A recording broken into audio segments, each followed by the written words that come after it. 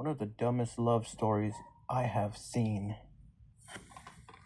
We Live by Night. Black and white.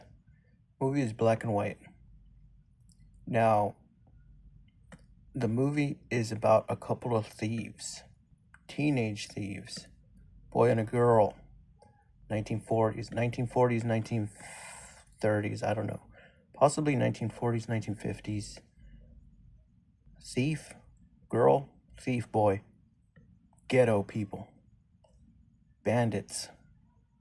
Family of bandits, friends of bandits. They're all a bunch of thieves. They come from thieves. Bunch of lowlifes, right? They fall in love.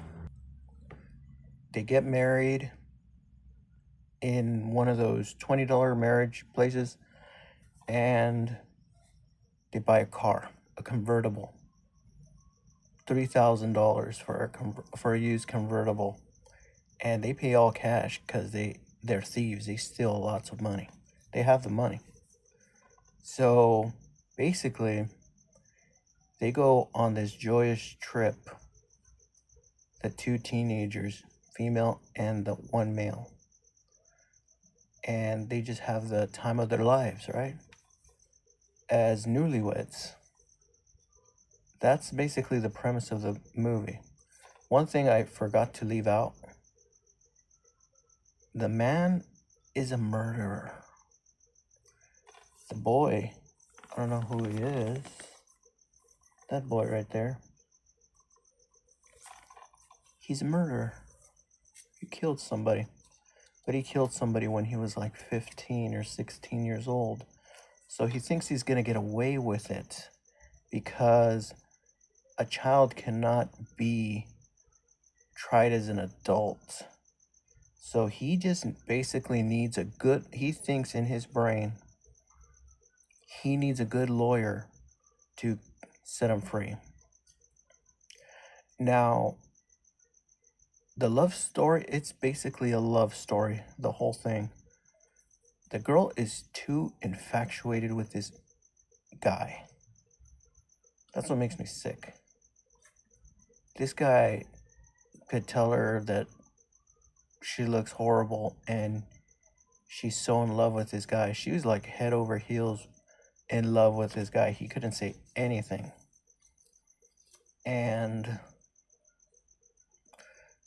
that's why it was dumb, because it seemed like over the top love. But the charm of this movie is not the story itself, it's the cinematography. There's beautiful cars in this movie from the 1930s and 40s. There's beautiful sets, beautiful buses, beautiful clothing, beautiful restaurants, everything beautiful. That is the charm of this movie. It is in black and white, and it has some of the most beautiful things in it. I mean, I'm not talking about the greatest beautiful things in the world.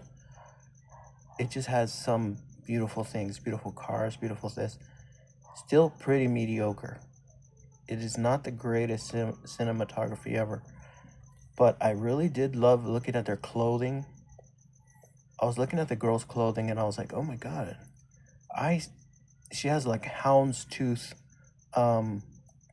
like jacket, and I was like, wow, that's pretty cool. And I've seen that, sadly enough, I've seen that at a thrift store, and I was like, that houndstooth is like very old school. Like you can't wear houndstooth now because it's so dated. But I've seen older ladies dressed like this young lady, and I was like, oh my god. I've seen old ladies like in their 80s or 70s dressing like this girl when she was young, and I was like, oh my god, that's so cool. It makes me kind of appreciate people's fashion as they get older. So it was very interesting and neat to see how things were in the 40s and 50s or 30s, whenever this was. So I would say the story is not the strongest. It's kind of dumb. The acting is okay. The acting is really good.